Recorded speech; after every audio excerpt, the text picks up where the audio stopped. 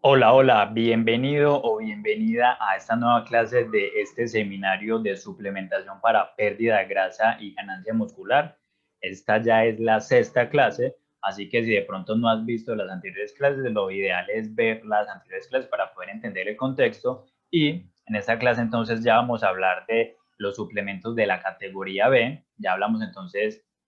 de todos los suplementos de la categoría A, que pueden ser más interesantes y son los que más tienen evidencia científica detrás. Y ahora vamos a hablar de los suplementos que solamente, digamos, que se pueden considerar en ciertas circunstancias, pero que no son indispensables para poder, digamos, obtener resultados. Entonces, dentro de esta categoría B, vamos a empezar con la beta-alanina, que la beta-alanina, digamos, que es como un equivalente a la creatina para mejorar la resistencia muscular. Es decir, que por ejemplo, ya hablamos anteriormente que la creatina se utiliza más que todo en esfuerzos pequeños que van desde, digamos, hasta 10 segundos, en donde digamos que la persona tiene que ser muy potente, por ejemplo, un arterófilo o por ejemplo alguien que practique powerlifting, que por ejemplo tiene que realizar una repetición máxima y necesita darlo todo en un periodo muy corto de tiempo. Y esta betalanina, digamos que es para esfuerzos más largos, sirve más que todo para rendimiento anaeróbico, que sería de más larga duración, que sería auxiliaría más o menos en esfuerzo de entre 30 a 10 minutos, como por ejemplo los atletas de CrossFit. Entonces, la betalanina lo que hace es que sirve como tampón para que, digamos, que estas personas como están haciendo tantas repeticiones o están haciendo esfuerzos, digamos, que se mantienen tanto, se están acumulando muchos metabolitos. Entonces eso es como cuando nosotros, digamos, queremos hacer una repetición más, pero ya como que el músculo ya no le da porque ya hay mucho bombeo. Entonces la betalanina lo que hace es que sirve como tampón para poder que esos metabolitos no nos afecten y poder que la persona pueda estar rindiendo más. Ahora, entonces, digamos que solamente para los atletas de CrossFit, no. Por ejemplo, para personas que practican para ganancia de masa muscular, también les puede servir cuando, digamos, tienen periodos o tienen mesociclos en donde, digamos que va a predominar más que todo repeticiones entre 15, 20 repeticiones o más. Entonces, como ahí se tiende más a acumular metabolitos, también puede ser interesante en esas fases utilizarlo cuando se está, digamos, cuando es un objetivo más como de estética y no tanto como de rendimiento como en CrossFit. Y ya también tener en cuenta que hay algo que le sucede también a algunas personas, que es la parestesia. La parestesia lo que es como un picor que aparece después de consumir la betalanina y es simplemente, pues no es como algo perjudicial, pero es como un efecto secundario que tiene la betalanina, pero es simplemente como tenerlo en cuenta para que si de pronto le sucede, si de pronto siente como algún picor, si de pronto siente como que le está dando como algún calambre en alguna parte, no es como algo perjudicial, pero es como para tenerlo en cuenta. Ahora, si solamente sirve en personas avanzadas, hay que tener en cuenta que esto se utiliza más que todo para las personas, digamos, que quieren, digamos, que van para una competición o quieren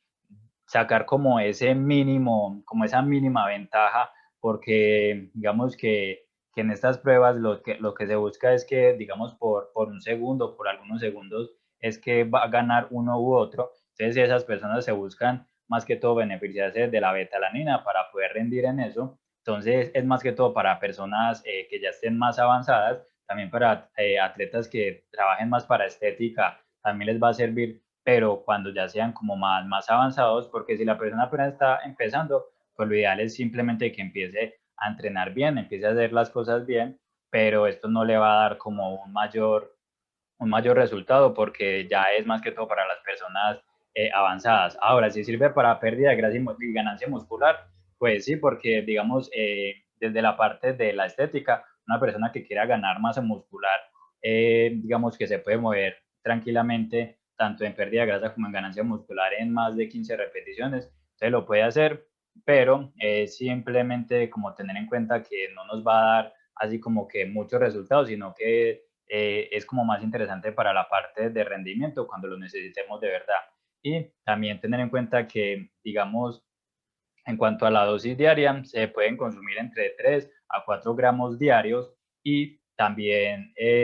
la podemos encontrar, digamos, la betalanina en proteínas principalmente de origen natural, de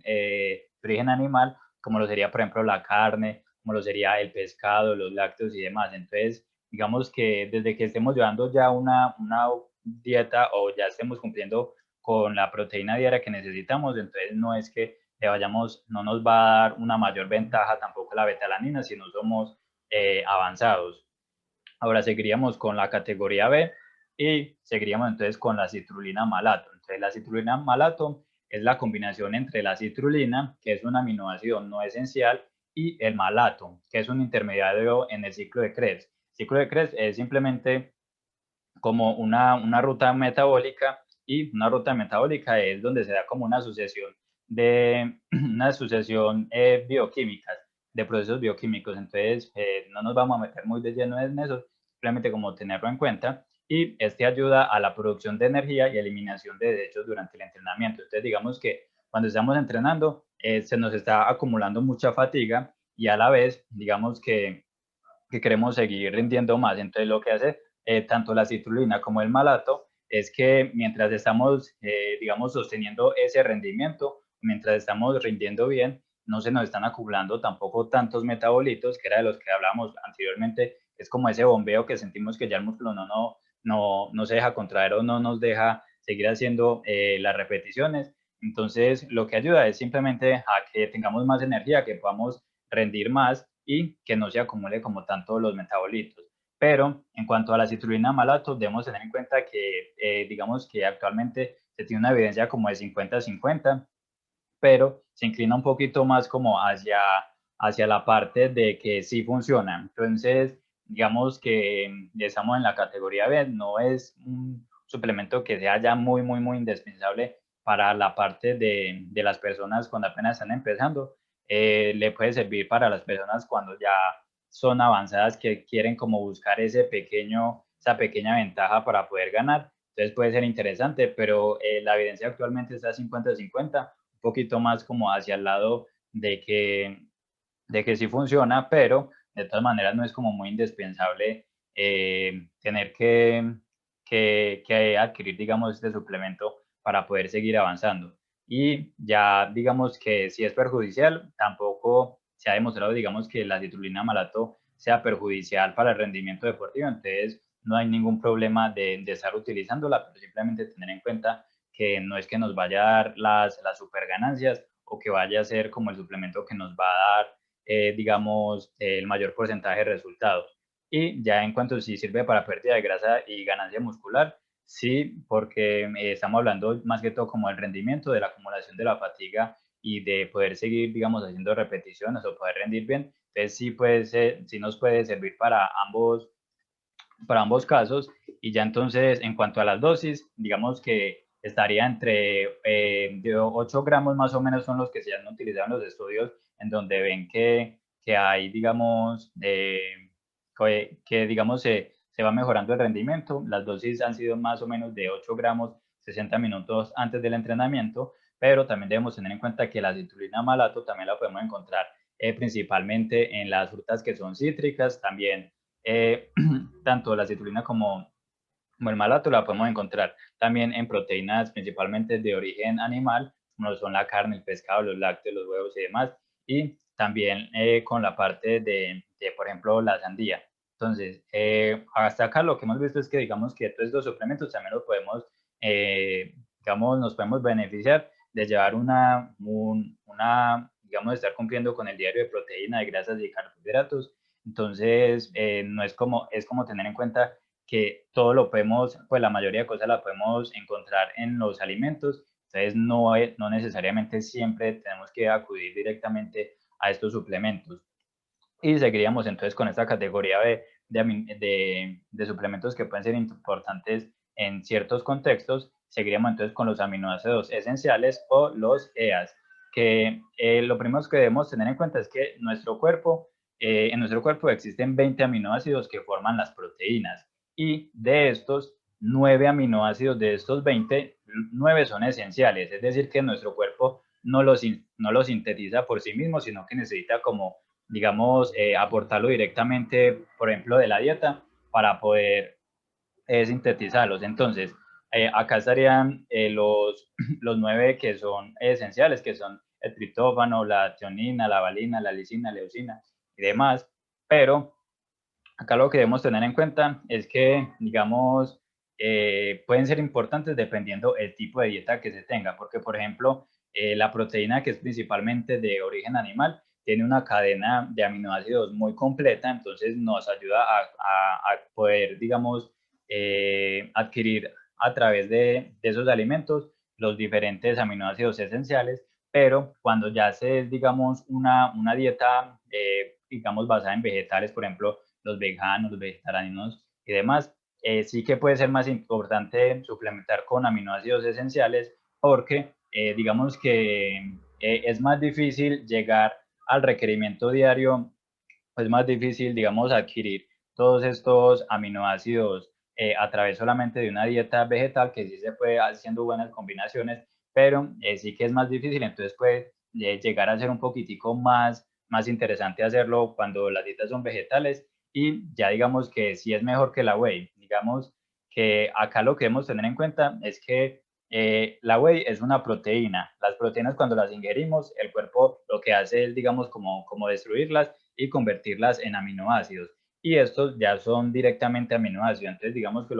lo que se va a ahorrar ahí es como la parte de la absorción, porque se va a absorber más rápido, pero en sí no es que sea mejor que la proteína whey, porque la proteína whey pues va a tener como un aminograma mucho más completo. Entonces, digamos que siempre y cuando no tenga, digamos, intolerancia o usted pueda consumir alimentos de origen animal o pueda consumir una proteína whey, pues lo más interesante podría ser adquirir mejor una proteína whey que no los aminoácidos esenciales directamente. Y en cuanto también a la parte del ayuno, por ejemplo, el ayuno intermitente, por ejemplo, de personas que, digamos, entrenan en las mañanas y entrenan en ayunas, digamos que sí puede ser más interesante también suplementar con estos aminoácidos esenciales, porque pues lo ideal es que esa síntesis de proteínas se mantenga durante el día y después del entrenamiento, pues lo ideal para las personas es comer digamos, una comida rica en proteínas, carbohidratos y demás, y prestándole especial atención a la proteína y los aminoácidos esenciales suplementados, digamos que en ese momento puede ser interesante, pero también digamos que en ciertas personas les puede dar problemas intestinales, pueden no tener buena tolerancia, entonces es como tener en cuenta esto. Y ya entonces si digamos sirve para pérdida de grasa y para ganancia muscular también, sí, porque pues obviamente lo que necesitamos es simplemente cumplir como ese diario al día y poder, digamos, llegar a ese requerimiento y estar cumpliendo con los aminoácidos esenciales, entonces puede servir para ambos casos y se recomienda una dosis aproximada entre 10 a 15 gramos intraentreno, es decir, que sería durante el entrenamiento o simplemente tomarlos durante el día porque lo que importa es lo que estemos haciendo a lo largo del día. Pero también hay que tener muy en cuenta que todo eso lo podemos encontrar a través de